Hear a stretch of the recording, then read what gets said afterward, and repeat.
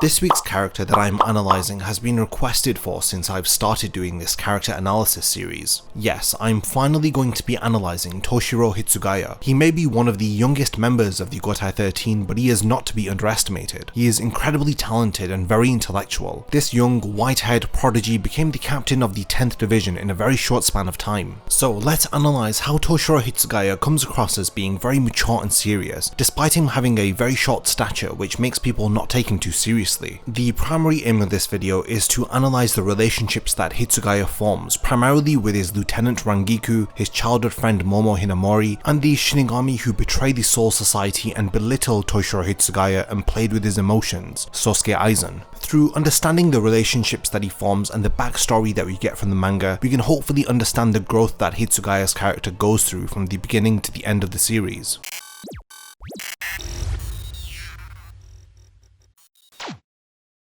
Hitsugaya makes his debut appearance in chapter 81 and in episode 24 of the anime. The most noteworthy aspect of his appearance is his incredibly short height, along with his very noticeable turquoise eyes which complement the chilling abilities of his Zanpakuto. His distinctive white spiky hair leads to people who are close to him referring to him as Shiro-chan, which translates into snowy, which is a nice nod to the cold abilities that he utilizes. He is ridiculed by the other Shinigami within the Soul Society and even by his enemies when it comes to his height. He does sometimes get annoyed with these jokes, but when it comes to his enemies he gladly proves them wrong for underestimating him. Despite his position as a captain within the Gotai 13, he is looked down upon. The first reason, like I said before, is because of his height, and the second reason is because he is so young. I didn't call Hitsugaya a prodigy for nothing. He is one of the youngest Shinigami to have ever become a captain of the Gotai 13. He is incredibly talented, but his young appearance does make his enemies think that he is inexperienced to be challenging them. He is far from reaching his full potential, and we see this when Shunsui compliments him during the Fake Karakura Town arc. He says within 100 years, which isn't really a long time in the span of the Soul Society, Hitsugaya will indeed surpass him and his abilities. When you put this into perspective, Shunsui, the future head captain of the Gotai 13, will be surpassed by Hitsugaya in a relatively short period of time, thus highlighting the untapped potential that Hitsugaya has. He has a very serious and no-nonsense approach when it comes to doing his missions and carrying out the orders of the Soul Society. This is contrasted with his laid-back and easygoing Lieutenant Rangiku. Despite their obvious differences in their personalities and their approaches towards their work, they both appear to have moved up in the ranks of the Soul Society together, and because of this they seem to have a mutual understanding with each other and a strong bond is formed between the two of them. Because of his intellect and his sense of intuition, he is one of the few Shinigami who suspects that something is wrong after hearing the news of Rukia's execution. He is one of the first people to suspect Gin Ichimaru to be behind the circumstances which are unfolding, but he is surprised to learn that it was Aizen who is behind all of this, the man who is the captain to his childhood friend Momo Hinamori. Hitsugaya has an incredibly close bond with Momo. This is because they were raised together and they come from the same area of Rukongai. To now further understand the dynamics of Hitsugaya's character, it is vital that I go over some of the past that is revealed to us throughout the Bleach manga. Unlike the other characters of Bleach, Hitsugaya has a special chapter which was dedicated to him, which reveals a lot about his past. In volume 32 of Bleach, we learn from Kubo's author comments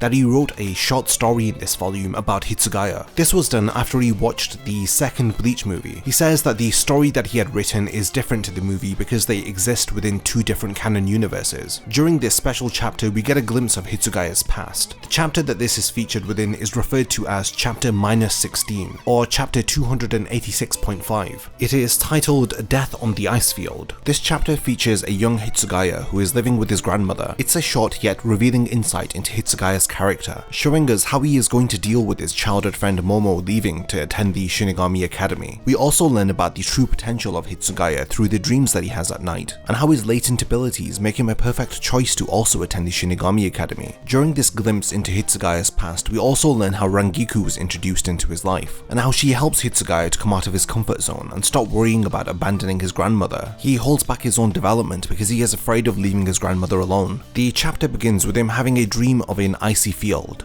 During this dream, he feels that the ice that he steps upon has a presence, and along with this presence, he feels like he hears a voice. It is like this voice begins to surround him and almost crush him. It's an overwhelming sensation that seems to rumble in the distance like thunder. Before his dream can continue, he is awoken by Momo, who is incredibly excited about attending the Shinigami Academy. Much like his current self, this young version of Hitsugaya seems to be very easily annoyed. He also has this very uninterested expression on his face after waking up. When Momo leaves to attend the Shinigami Academy, she says that she'll be back on her holidays, but Hitsugaya conceals his emotions in front of his grandmother by acting tough. He tells Momo not to come back, and he calls her a bedwetter. His grandmother consoles the young boy and asks if he's going to miss her, but he continues to stay strong and says that she'll be back over the holidays, so it's not that much of a big deal. After Momo leaves, an internal dialogue occurs where Hitsugaya reveals to us a lot about the environment that he was brought up in, which shaped his thoughts and his beliefs. We learn that while he was young, a lot of people were afraid of him, even Momo's friends. He had never done anything to them, but still they were afraid of him. The only people who weren't fearful of Hitsugaya was Momo and his grandmother. He wonders if it's possibly because he looks different, because he has silver hair and green eyes, but he also wonders if they are fearful because of his cold personality. He was well aware that everybody had likened him to ice, but because his grandma never associated him with having a cold personality or relating him to the ice, he was incredibly fond of her. After this, we get a 5-year time skip which reveals to us that Momo has grown a lot and has moved on from her prior life living with Hitsugaya and his grandmother. She doesn't spend much time with him anymore because she is focused with her goal that she has. It appears that everything has changed, but Hitsugaya has stayed the same. During this time, he hasn't even grown an inch in height, further emphasizing the stagnation within Hitsugaya's life at the moment, how he is being left behind. Also, during these 5 years, his grandmother, who he is incredibly attached to, becomes more frail as she is losing more weight. I always compliment this ability of Kubo to convey emotions without any dialogue. We see the frustration on Hitsugaya, who is feeling stagnant, and we see the guilt of his grandmother, who feels like she is holding him back. Through the visual imagery that Kubo portrays, we can see that Hitsugaya is a very compassionate and kind young boy.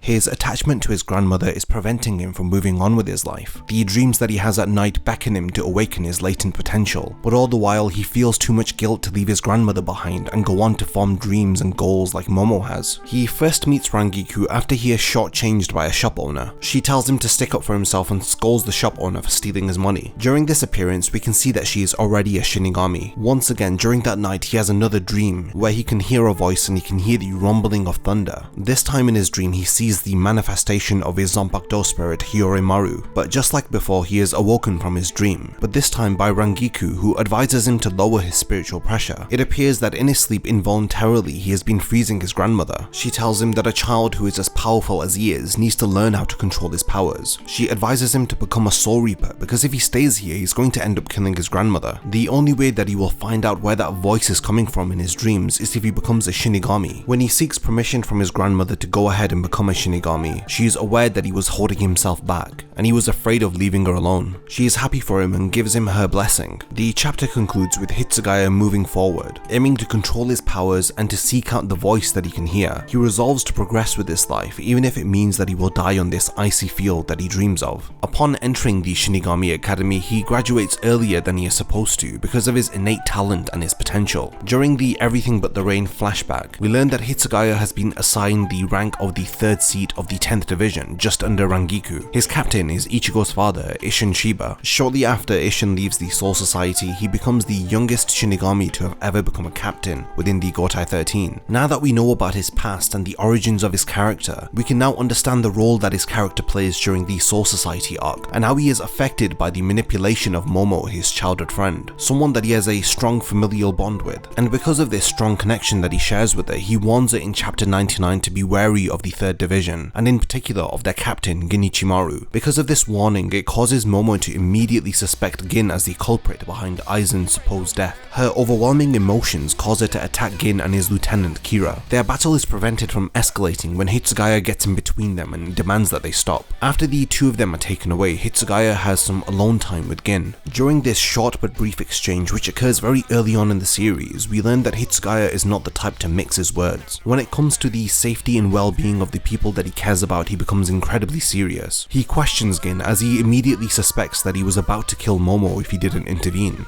Gin tries to behave oblivious, but Hitsugaya gives him an immediate warning. Hitsugaya says that if he makes Momo bleed, then he will kill Gin himself. In chapter 130, he confronts Gin again after he releases his lieutenant from his cell. His suspicions that the two of them are behind the death of Aizen is credited to Hitsugaya's sharp sense of intuition and their suspicious behavior. Just before he is able to battle with Gin, he is interrupted by Momo, who points a sword at Hitsugaya. It appears that not only has she been manipulated by Aizen to be infatuated with him, she is also being manipulated by him through the letters that he left behind after his supposed death. In these letters, it reveals that Hitsugaya is behind the execution of Rukia, so that he may steal the Sokyoku in order to destroy the Serite and the entire Soul Society. Thanks to these letters, which appear as Aizen's dying words, Momo is convinced that Hitsugaya is the true enemy. At this point, neither Momo nor Hitsugaya know about Aizen's true intentions. He begins to think that Gin had forged the letter so that he and Momo would eventually kill each other. Here, it may appear that these two characters are bitter enemies,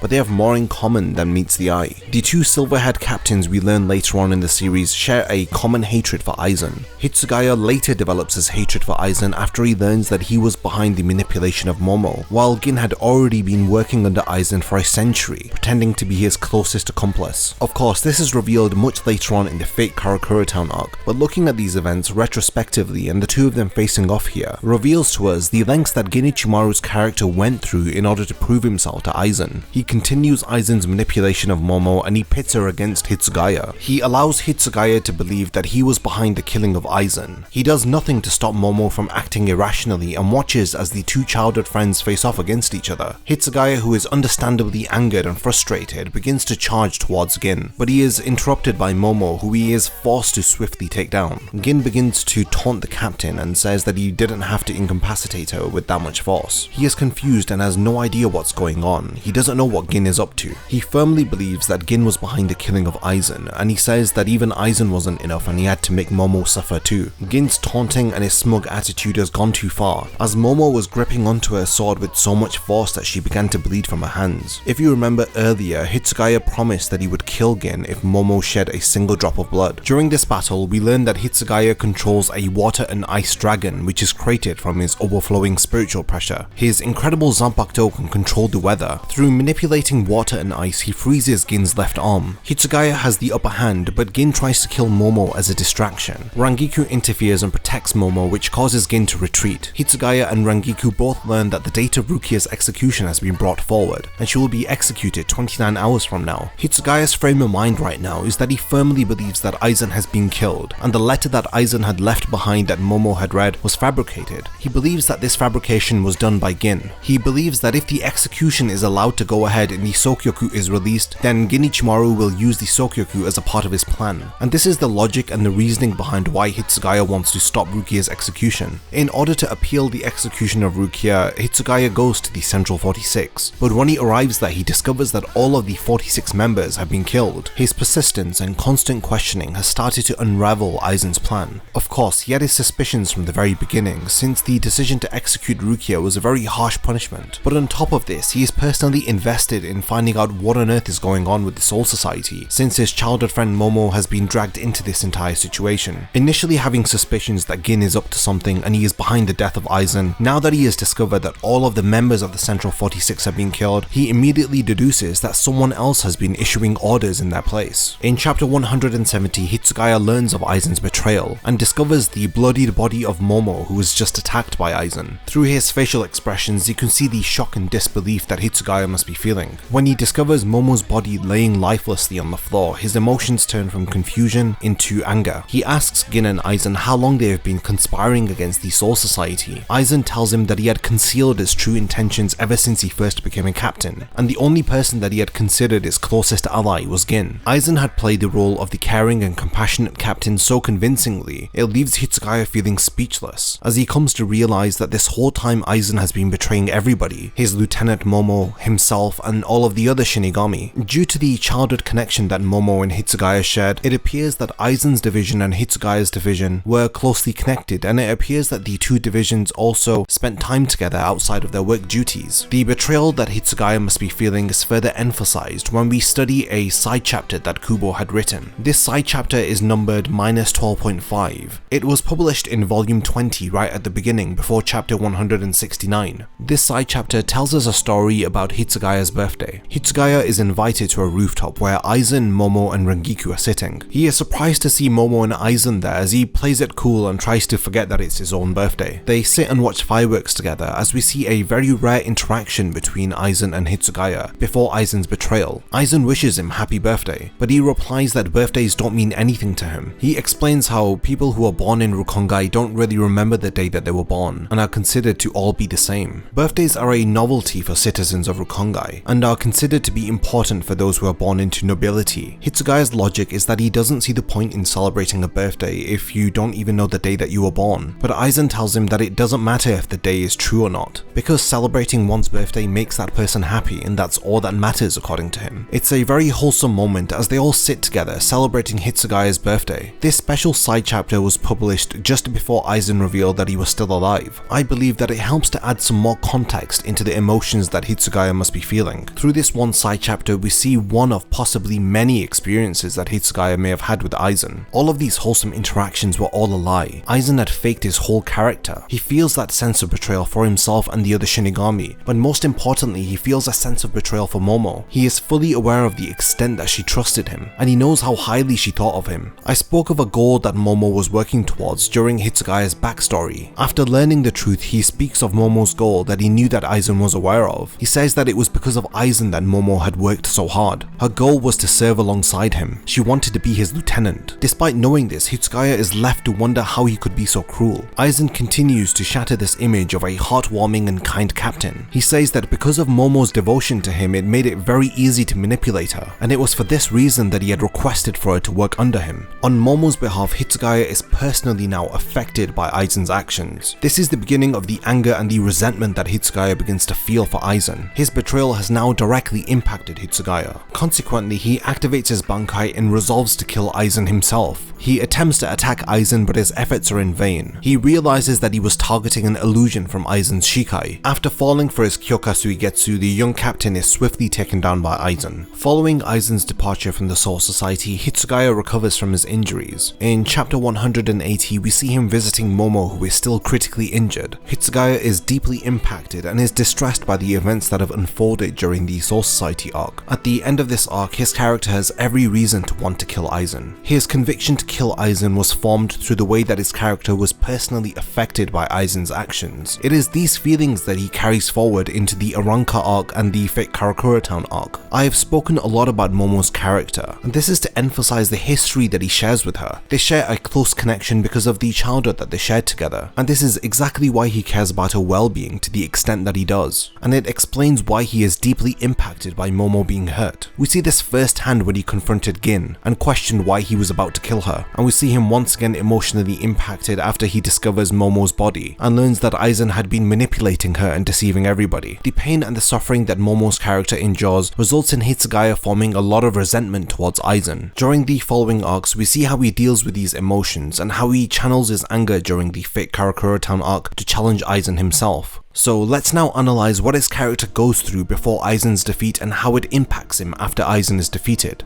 During the Aranka arc, Hitsugaya leads a group of Shinigami to help Ichigo defend Karakura Town and to study as much as they can about the Arankas before their upcoming battle. When Grimmjow and his Fracción attack, he battles against the Aranka Xiaolong. He struggles with the Aranka until the Gente Kaijo seal is released, which was limiting his power. This results in a 5 times power increase, giving Hitsugaya the power to easily take down his opponent. In chapter 224, while Hitsugaya is speaking with the head captain, who is debriefing him on Aizen's plan and his true intentions, the head captain allows Momo to speak to him. Presumably, this is the first time that they are speaking since she was attacked by Aizen. She looks visibly exhausted, but she apologizes to Hitsugaya for doubting him, but he doesn't seem to care and is more concerned with how she is feeling. He advises her that she needs to continue resting. They playfully tease each other like their childhood days. Their playful banter ends with Hitsugaya reassuring her that he is not Toshiro anymore, he is Captain Hitsugaya. This seems to put a smile on her face, but unfortunately, just when things appear to be going back to normal, Hitsugaya is surprised to hear Momo question if he is going to fight Aizen. She continues to ask if he is going to kill Aizen, but then she immediately begins to plead with him not to kill Aizen. She still seems to have faith in him. Aizen's manipulation was very effective. She even begins to convince herself that maybe it was Gin who was convincing Aizen to do all of these wrong things. The head captain prevents her from saying anything else, but you can see the visible frustration and the anger on Hitsugaya's face. You can see that he feels incredibly helpless in regards to Momo's current condition. This is especially apparent through the imagery that Kubo draws of him clenching his fist. Aizen has moved on with his ambitions and his plans, but Hitsugaya has been deeply impacted by his manipulation of Momo. Scenes like this further add to the building frustration that Hitsugaya must be feeling. The emotions and the anticipation is building until he finally faces Aizen again during the Fate Karakura Town arc. In chapter 234, during the Arrancar's second attack, Hitsugaya faces off against the new 6th Espada Lupi. During this battle, we learn more about the way that Hitsugaya's Zanpakuto functions. He calls it the ultimate ice weapon, because even if it shatters, as long as there is water around it, then his abilities will always reform. What makes his Bankai so effective is that it can utilize all of the water within the atmosphere. During the Fate Karakura Town arc, these abilities are excellently utilized against the 3rd ranked Espada Tia Harribel. The primary ability of her Zanpakuto is water manipulation. While she is in her Resurrection, she is able to create and manipulate water, and this water is generated through the gill markings on her blade.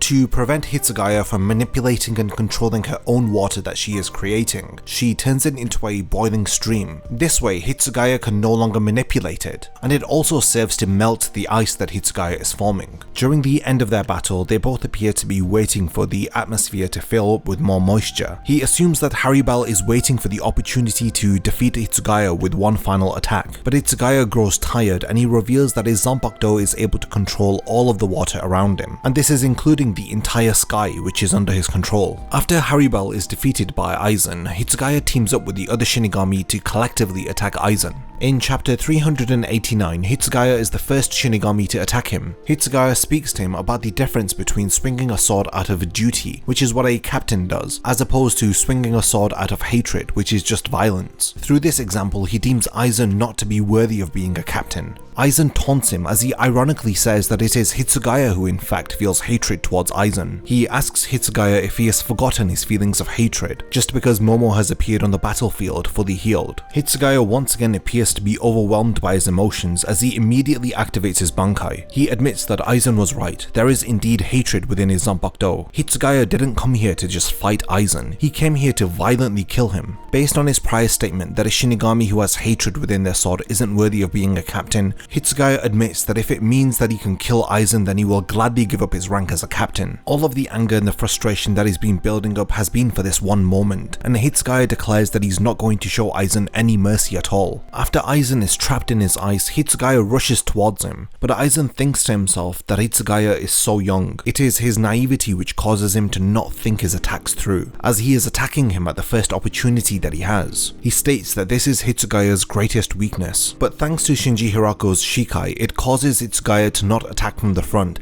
but instead to attack from behind. It appears that Hitsugaya has successfully stabbed Aizen through the chest, but in chapter 392, Ichigo, who hasn't seen Aizen's Shikai, reveals that Hitsugaya has instead attacked Momo. Even after all of this time, Hitsugaya was once again fooled by Aizen, and you can see the despair on his face. When Momo questions and asks why Hitsugaya stabbed her, he understandably loses his logic and his reasoning, and he gives in to his emotions. He's feeling a mixture of desperation, anger, and regret. He wanted to help Momo, but instead Aizen manipulated him into attacking her. Despite being a captain, his inexperience and his young age is telling, as he charges Aizen without any care or consideration for how open he is to receiving an attack himself. Predictably, Aizen takes advantage of Hitsugaya's rage and cuts him down. He falls to the city below where he can helplessly watch on as Aizen continues his plan. In chapter 423, 10 days after Aizen's defeat, we learn that Hitsugaya has fully recovered from his injuries, and he has started to regularly train in a cave. He is trying to push himself to his limits. The cause of this is because of his inability to protect Momo. Through Aizen's actions and his manipulation, he realizes that he has to be able to control his Bankai more effectively, and it is for this reason that he resolves to get stronger. In chapter 538, we learn that during the 17 months after Aizen's defeat, Hitsugaya put all of his effort into mastering his Bankai. He refined his Bankai to the point that it could be called a true Bankai. During the 1000-year Blood War arc, his Bankai was taken from him. He tries to forget about that which he has lost, as the Soul Society doesn't have time to let him lament over the loss of his abilities. Instead, he characteristically decides to move forward. He proves that rank means nothing to him as he humbly asks other Shinigami to train him. He willingly decides to restart his training from the very basics. But prior to losing his Bankai, he does help Ichigo to regain his powers during the Fullbring arc, and he faces off against one of the Fullbringers called Yukio. We see the fruits of Hitsugaya's training as he easily takes down Yukio and forces him to disable his Fullbring. At the end of the Fullbring arc, Hitsugaya says that he was glad that Ichigo became the next substitute Shinigami after Ginjo Kugo. He didn't side with Ginjo and turn against the Soul Society. It appears that he is glad that the Soul Society has somewhat changed after coming into contact with Ichigo. Now, during the 1000-year Blood War arc, Hitsugaya's character is challenged by various enemies, and like I mentioned before, his Bankai is stolen from him, and he is forced to come to terms with this and move forward from it.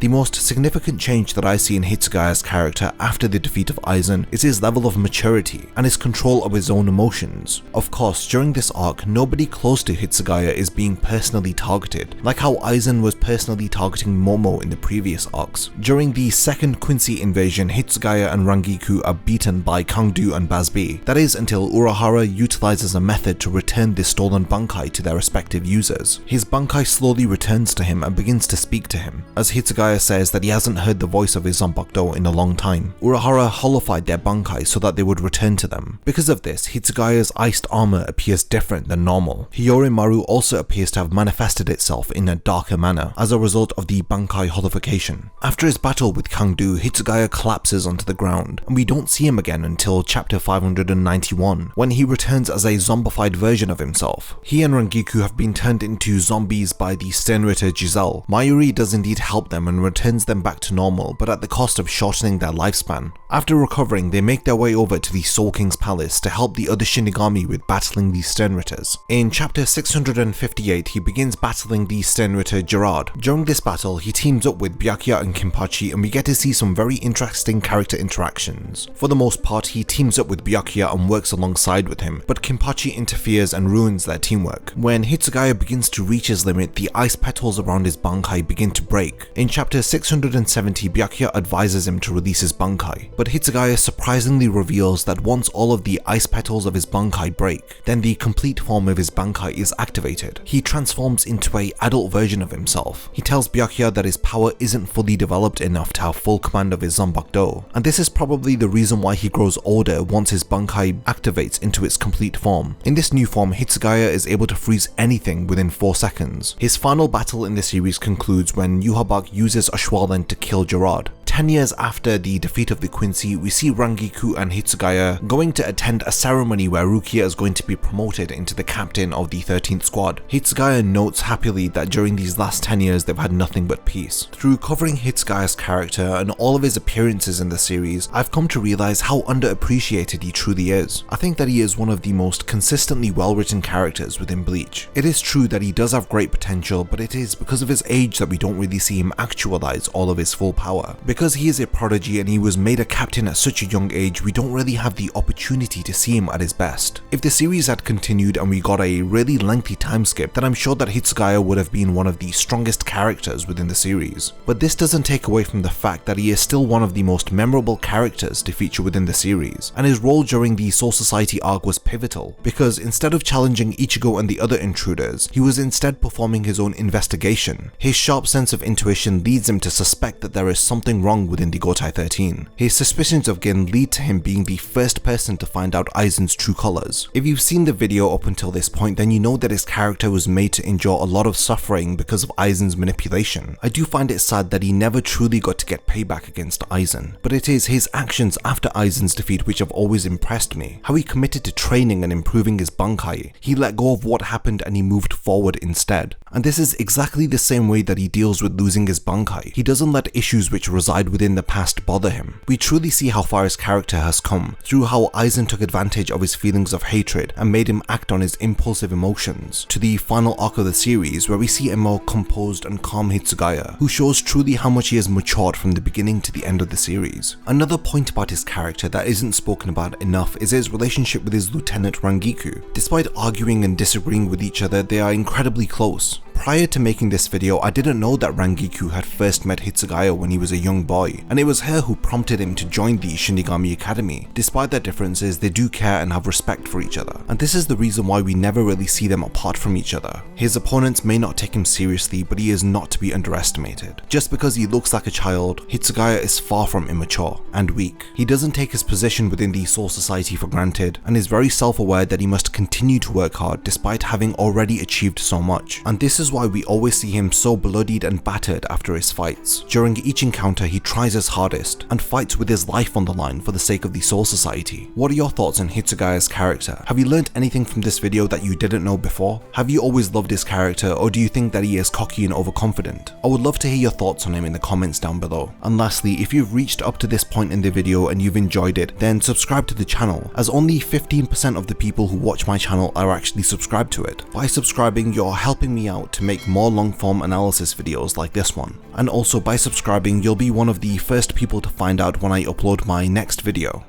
If you enjoyed this video and would like to see more like it, then please consider supporting my channel on Patreon. I have multiple tiers with rewards including access to an exclusive Discord server, video scripts, as well as being the first to know about unreleased upcoming videos. Thank you for your time, and whatever you choose to contribute I will appreciate, and it will mean a lot to me.